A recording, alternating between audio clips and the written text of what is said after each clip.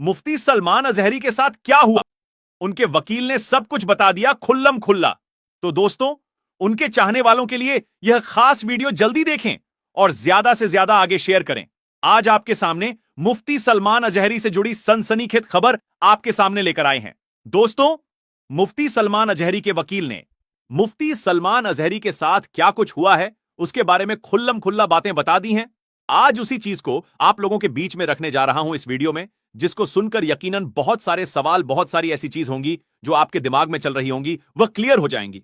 मुफ्ती सलमान अजहरी के चाहने वालों से मैं रिक्वेस्ट करूंगा कि जैसा कि मुफ्ती सलमान अजहरी साहब ने इशारों ही इशारों में यह लोगों से कहा था, अपने चाहने वालों से कहा था, आप मेरे वास्ते दुआ करें। यानी मुफ्ती साहब ने कहा था लोगों से, उनके चाहने वालों से, दीवानों से कहा था कि आप मेरे हक में दुआ करें।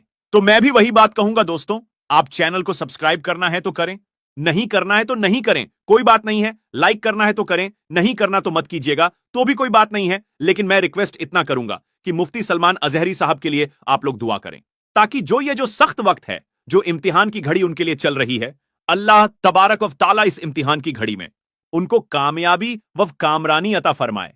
और इसी के साथ मैं आप लोगों को मुफ्ती सलमान अजहरी के जो वकील हैं, जो मोडासा में हैं, उनका केस जो कोर्ट में लड़ रहे हैं, उनका जो बयान आया है, उसको मैं अपनी जुबानी आप तक पहुंचा देता हूं। दोस्तों, मुफ्ती सलमान अजहरी जब मोडासा के केस में डीएसपी कार्यालय जा रहे थे, तो आपने देखा था कि किस तरीके से थके थके, बुझे बुझे, रुके रुके वह लग रहे थे। यानी लंगड़ाकर चल रहे थे। चलने में ऐसा लग रहा था कि उनको बहुत ताकत लग रही है, मानो उनको ऊपर टॉर्चर किया गया हो कस्टडी में। तो दोस्तों, ये तमाम सवाल थे लोगों के, कयास थे।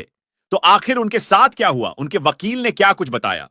मैं आपको बता दूं कि सबसे पहले मुफ्ती सलमान साहब के वकील जो मोडासा में केस लड़ रहे हैं, जहां पर उनको एसएससी एसटी का एक्ट लगा दिया गया है, यानी उन्होंने अपने बयान में यह कहा था कि आज मुसलमानों का जो मौजूदा हाल है वह दलितों से भी गया गुजरा हुआ है।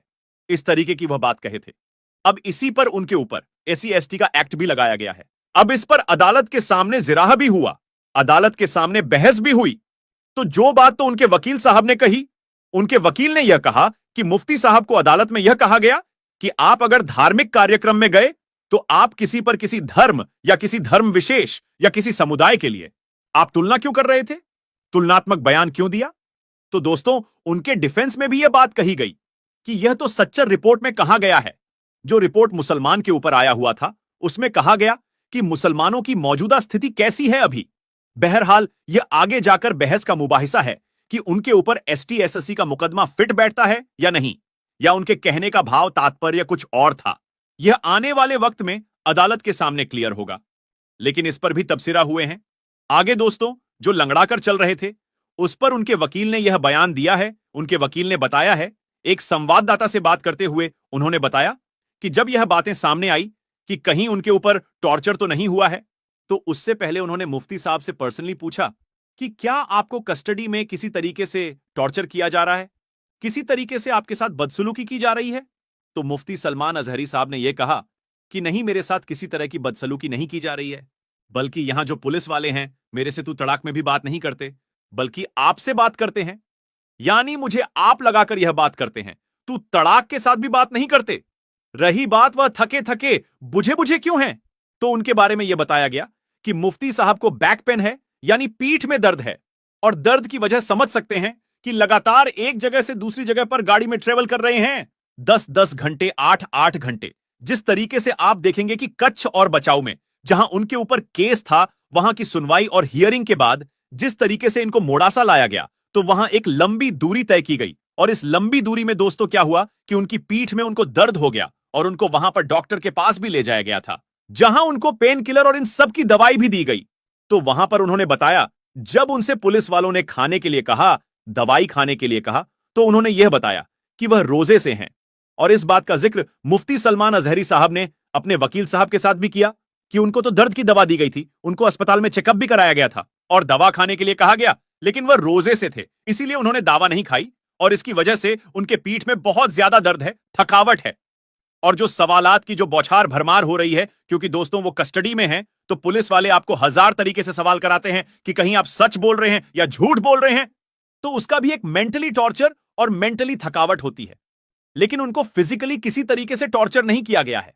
आगे वकील साहब ने मुफ्ती साहब के बारे में बताया कि जिस तरीके से मोडासा के अंदर उनको 4.5 दिनों की रिमांड में भेजा गया है, पुलिस कस्टडी में भेजा गया है, तो उनका यह कस्टडी का टाइम 17 तारीख 10:30 बजे के करीब खत्म होगा। और उनके वकील ने यह कहा कि हम लोगों ने पूरी तैयारी कर ली है, जैसा ही 10:30 बजे 17 तारीख को उनका कस्टडी समाप्त होगा, उसी दिन हम लोग 1 से 1:30 बजे के करीब अदालत में बेल का पिटीशन दायर कर देंगे और इस दौरान बात मुबाहिसा होगा, बातचीत होगी और 20 तारीख तक उम्मीद है कि उनको जमानत मिल जाएगी। और इस दौरान मुफ्ती साहब मोडासा की जो जेल है वहां पर वह रुकेंगे। इधर जब उनसे पूछा गया कि जिस तरीके से मुफ्ती साहब पर एक के बाद एक केस डाल दिया जा रहा है, यानी उनको एक जगह पर बेल मिलती है तो दूसरा केस लगा दिया जाता है, इस पर क्या आपने हाईकोर्ट का रुख करने की कोशिश की है? तो इस पर उनके वकील का कहना था कि हम लोगों की बात और वकीलों की बात जो है वो मुफ्ती सलमान अजहरी साहब के बड़े भाई से चल रही है और उनकी तरफ से हम लोग मिलकर इस तरीके की चीजों को रोकने के लिए हम हाईकोर्ट का दरवाजा भी खटखटाएंगे। तो यह बात एकदम ऑथेंटिक स्रोत से निकलकर सामने आई है, जो मैंने आप लोगों के सामने रखी, जो किसी भी तरीके से झूठ और बालगाड़े चीज, डुप्लीकेट चीज में ना जाएं। और इसका पता अगर आपको करना है तो जिससे करना है, पीआरएलडी टीम है, क्या क्या टीम है, उन तमाम चीजों से आप पता कर सकते हैं। तो यह जानकारी आप लोगों के लिए मैं आज लेकर आया था। मिलेंगे फिर किसी नई वीडियो में, तब तक के लिए अल्लाह हाफिज।